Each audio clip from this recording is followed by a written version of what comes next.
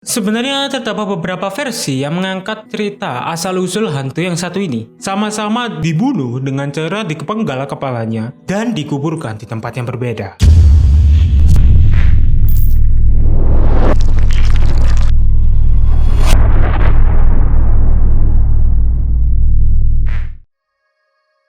Halo semuanya, selamat datang di Ngasik bersama saya Rafli di konten Fakta Dunia Horor. Di konten kali ini aku akan ngebawain fakta lagi dari dunia perhororan yang ada di Indonesia. Yang dimana tema kali ini adalah hantu jeruk purut. Atau mungkin bisa aku bilang hantu kepala buntung. Hantu yang satu ini terkenal di daerah pemakaman jeruk purut yang ada di Jakarta Selatan dengan memiliki perawakan yang cukup menyeramkan nih. Dia ini adalah hantu yang berjalan atau bisa kita bilang melayang dengan hanya menggunakan tubuhnya saja. Sedangkan kepalanya ada yang bilang kalau ditenteng di tangannya, ada juga yang bilang kalau kepalanya tidak ada. Jadi dia hanya melayang tanpa kepala dengan pendamping seekor anjing yang selalu menjaganya dan selalu menemaninya. Ya udah, daripada kebanyakan ngomong lagi, langsung aja kita mulai ke fakta yang pertama.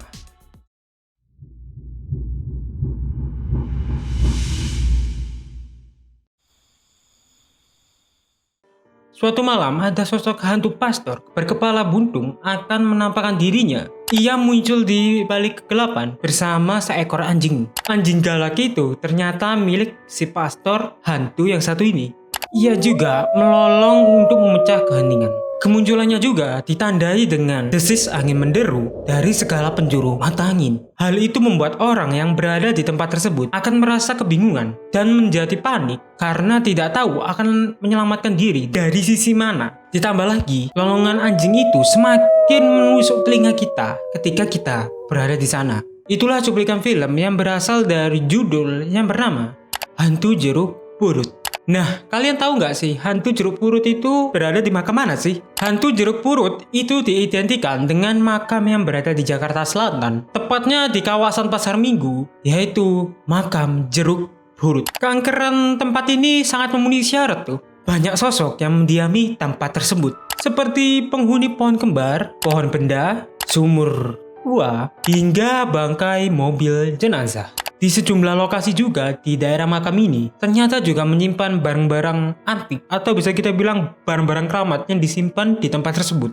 Seperti batu cincin, keris, hingga mahkota emas yang ditinggal di tempat tersebut. Menurut kepercayaan warga sekitar makam, makhluk-makhluk goib penunggu makam ini sudah ada sejak zaman dahulu kala tuh, dan masih eksis di tempat ini hingga saat ini. Salah satunya adalah hantu yang akan aku ceritakan kali ini, yaitu hantu pastor yang meninggal secara tragis dan menjadi hantu arwah penasaran sebagai hantu jeruk purut atau hantu tanpa kepala. Ia berkeliaran di sekitar makam dengan seekor anjing setianya yang selalu menemaninya dimanapun dia berada. Namun siapakah hantu pastor sebenarnya ini? Bagaimanakah asal-usul hantu yang satu ini? Ya udah, daripada kebanyakan ngomong lagi, langsung aja kita mulai ke originnya.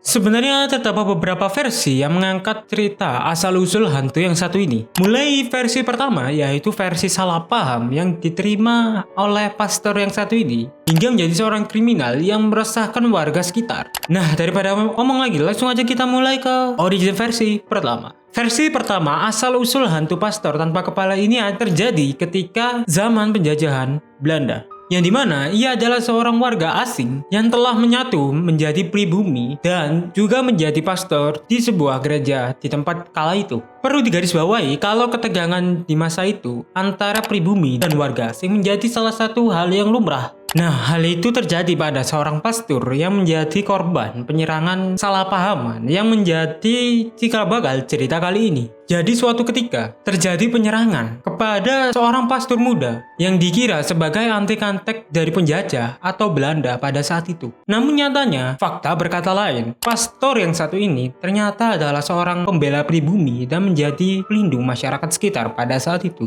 Atau bisa kita bilang dia di pihak pribumi. Pastor ini diduga dibunuh dengan cara dibacok di bagian lehernya sini hingga kepalanya copot. Nah, konon untuk jasadnya ini dikuburkan di tempat pemakaman umum yang aku ceritakan tadi, yaitu tempat pemakaman umum Jeruk Purut. Sedangkan kepalanya dikuburkan di tempat yang berbeda, jauh dari jasadnya tersebut. Hal itulah yang membuat dia selalu bergentayangan, karena ketika dikuburkan, jasadnya itu tidak lengkap. Jadi dia akan mencari-cari kepalanya hingga ketemu.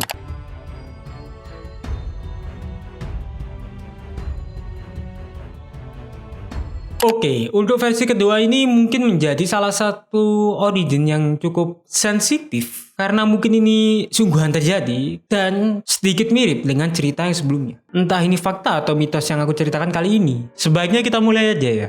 Oke, di versi kedua ini diceritakan melalui seorang warga penghuni sekitar makam tersebut. Ia mengatakan kalau sosok pastor yang sering diceritakan dari mulut ke mulut ini sebenarnya tidak dimakamkan di tempat tersebut. Namun, ia dikuburkan di tempat yang bernama Makam Tanah Kusir. Namun, anehnya dia itu selalu bergentayangan di tempat makam Jeruk Purut. Dan menurut warga sekitar, ia mencari makamnya di tempat tersebut. Menurut versi singkat cerita hantu Jeruk Purut yang kedua ini, konon ada anak muda yang sangat menyukai seorang pastor. Namun, sayangnya pastor itu harus tewas dibunuh karena ia malah menghamili wanita tersebut. Menurut keterangan warga sekitar, orang tua yang menjadi korban serta beberapa warga berhasil menangkap pastor tersebut. Kemudian pastor itu dihakimi warga dengan cara dipenggal kepalanya hingga copot. Menurut keterangan warga juga, jasad dan kepalanya dimakamkan di tempat yang berbeda, namun lokasinya masih di sekitar makam Jeruk Purut. Jadi antara cerita pertama dan cerita kedua memiliki kesamaan tuh, yaitu sama-sama dibunuh dengan cara dipenggal kepalanya dan dikuburkan di tempat yang berbeda. Para pengurus makam Jeruk Purut mengatakan bahwa hantu yang satu ini ternyata sudah tidak eksis lagi sejak tahun 1997. Oleh sebab itu, bila ada orang yang mengaku melihat hantu yang satu ini, kemungkinan besar itu adalah jin yang menyerupai hantu tersebut.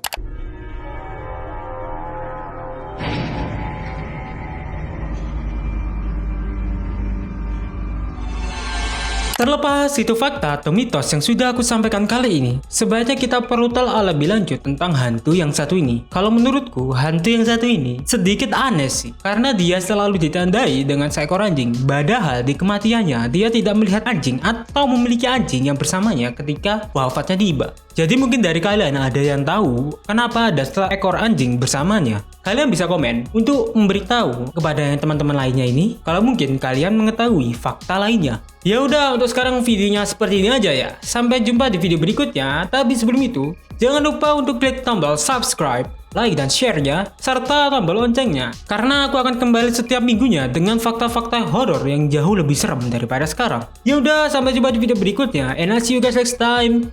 Bye.